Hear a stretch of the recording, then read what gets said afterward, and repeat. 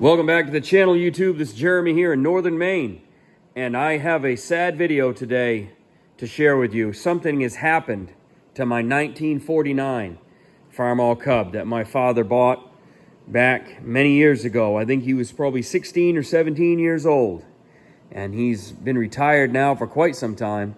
Back when he was a teenager, he bought this cub, drove it from Whitefield, Maine, back to Chelsea, Maine. My grandmother followed him in the car. And we've used this thing faithfully for many, many years, but something broke on the tractor. This 49 Cub came with the manual lift. That's all it's ever had on it that we know of. And there was an option. You could always get the manual lift, but originally that's all you could get. And then it came as an option for people who didn't want the touch control. But my manual lift, which I never ever thought would happen, it snapped. The lever here that goes along here, it actually broke when I was using it the other day. And boy, I mean, it was a big shocker for me. I have sourced a manual lift. One good thing, guys, if you're going to have a homestead or you want to get into tractors and old stuff, is buy a model that they made a lot of. And the Cub was very popular, and because of that, I was able to source another manual lift very quickly. In fact, I went online, and within a few hours, I'd found this on eBay, and I ordered it and had it come right to the house here. So I am going to take off the old manual lift, and I'm going to set it next to this one. We're going to change some parts over because I don't really like the bolt here on the spring. I don't believe that I'm going to have much success in adjusting that because this is kind of rusted out, and just swap it with the other one when I get it off. Now, the one on our Cub that my father bought, it broke right in here. And somebody said, well, just weld it up. And you know, I will weld it up once I get it off, just to have as a backup. But I thought it would be better just to get one that doesn't have any visible damage. This one looks pretty good. You can see where from the factory, if you compare it with mine, they do weld on there. So you can weld it, and I'm going to weld it up as a backup, but I need to get going here on the homestead. Those of you who watch the channel often know that I use this Cub all the time. I mean, this is a weekly part of our 40-acre homestead here in Northern Maine. I use it for grading, I use it for snow plowing, I use it for running the sickle mower. I've got a spring-tooth harrow that I really need to use. I'm behind on my harrowing, and I've got to get that going. So what I'm going to do here is I'm not going to show some of the incidentals that I'm taking off. I'm going to finish removing the drawbar down there, and then this piece here is used for running implements that is not integral to the manual lift. So I'm going to take all this incidentals off, and then I'm going to show you how to remove the manual lift itself, the actual manual lift. We'll compare them side by side, switch over the parts that we want to do, and get it put back together because I sure need to use this thing right off the bat. Okay, the drawbar's off and this is off. With the incidentals off, we can get a better look down in here without the drawbar and everything in the way. And I did have to take one nut off of here, off the plate. But you can see that this is really a simple system. And the only thing that holds us on is those 3 bolts right there. You can see 1, 2, and 3. We're going to pull those off now, and we're going to see how this goes underneath. I've never taken the manual lift off this tractor. And I'm using a 3/4 inch socket, an extension, and a breaker bar to get these. But I noticed that I've been spraying these for about a week with PB Blast, and it really made a difference because these are coming right off, no problem. And I know for sure, guys, that since at least since 1970, I'll say, this has never come off. So I was expecting these to be very, very difficult to remove. This one's got a bolt, not a stud. Okay, now this one here looks different. I am not sure what's going to happen here. Let me give you a look at this. Now, I don't know if this is a nut or a bolt yet. Can't really tell. Too much dirt around it. But it's got a groove, almost like there was a spring on there at one time. It looks like, I don't know if you can see better here. There you go. Now look in there. That to me looks like it held a spring. But I don't know what that would have went to. If you're in the comments and you know, hey, tell me what that is, because I'm not sure. Let's see what happens when we pull it off. And it is a bolt.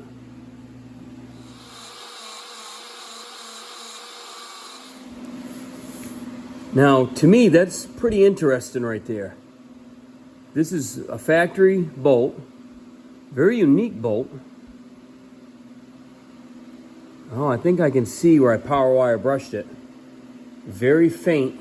It's hard to see on the video up in here. An IH mark that I've seen on a lot. They were awful proud of their hardware, let me tell you. Anyways, that must have been for some kind of a spring. So if you're in the comments, you know what that spring goes to, what kind of attachment or whatever, let me know. Now, there's one more thing we got to do here. We took the 3 bolts off. There's a cotter pin on the rod that goes to the front rock shaft. And I'll show you that right here. We're going to get that cotter pin out. Now, our cotter pin's probably been painted over many times. So I'm going to fuss with this off video. I'm not going to show you me fighting that. If I can't get it off, what I'm going to do is take my Dremel tool with a small cutoff wheel I have for my Dremel, and we'll come in here and just buzz that right off. All right, pull this up. Here we are. I'm going to set it up here next to the new one. Let's compare these.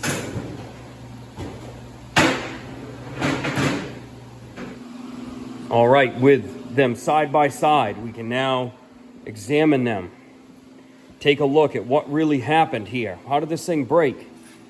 And the first thing we notice is it's very obvious. Well, on one of them, the lever's pointing straight up. The other one is down. Well, what happened there was when this piece broke. Now you can see here better where it broke at the back end of this right here. Now you can see on this good one, it snapped, it sheared right off, right near that bushing. And so the tension is kind of popping that one up. So they look to be about the same. Now I've on here, I use this all the time with chains for the implements. You run a chain through there if you're familiar with that. I'm gonna have to remove that and switch it over to here. What I'm a little bit concerned with on the replacement part is there's a significant difference in the spring tension on these right here. This one had only about, I would say, 2 3/8 distance there. I think I remember when I measured it. This one's closer to 4. So the spring tension is not going to be the same. Now, unfortunately, on both of these, our bolt isn't too good. At some point, I ought to take this out and replace the bolt. And I would do that on both of these. I'm just going to back the bolt out of this one. This is my original Cub mount. And I'll back this out, remove it with the spring.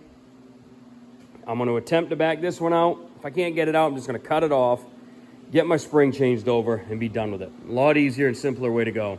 You know, sometimes you just got to think about it another way. 3/4 inch wrench. At least I'll be able to see where my spring tension was. That'll be kind of nice. While I got it off, I'll power wire brush it. We'll see. Maybe I can save some of these threads on here. I'm not really sure. All right, I sacrificed the bolt on the replacement part. And look at this. Power wire brushed that thing. And hopefully I didn't have a ton of lead dust in that paint, which I'm sure I did, but I did mask up and wear a face shield and all that. But anyhow, that's the way it goes working on the old stuff. Look at how this works. You got the spring there, and this is pretty cool. It's just got a threaded piece built in, Look how, I mean, it's incredible that I did not run a tap through that or nothing. That's it's clean just from having that bolt in there. I'm gonna put some Never Sees on these threads. We're gonna reassemble this, set her on the tractor. Looks like something has been living underneath that.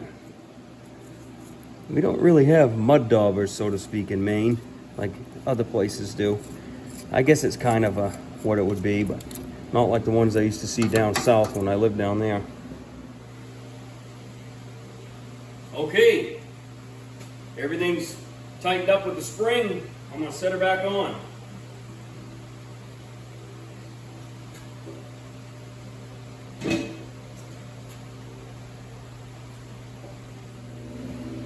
This one here.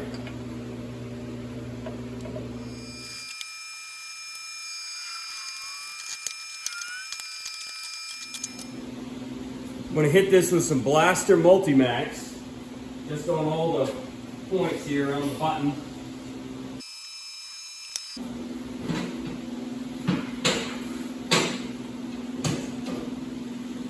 Oh, she's rugged. I may back that spring tension off of here. Woo.